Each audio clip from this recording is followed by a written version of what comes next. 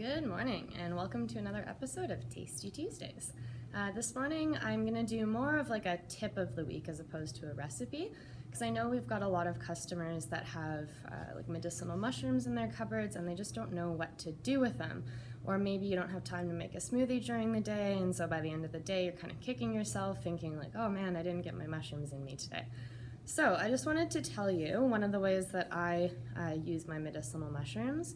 I do a lot of elixirs and I do a lot of smoothies with them, but similar to you, I don't always have time to do that during the day. So I incorporate them into my dinner.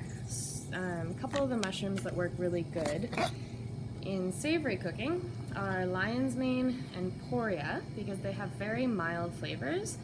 They're quite neutral. And yeah, there's no real bitterness or anything to them, and they get covered up with whatever else you're cooking quite well. And one of the things that I like to mix these into the most are grains. So for me, that's usually rice or millet or quinoa, and you just toss it right into the pot when you're cooking your rice.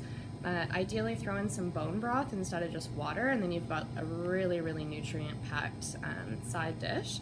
But yeah, Poria is phenomenal for transforming dampness in the body. So it's good to take this time of the year to help prevent water retention that so many people suffer from in the summertime.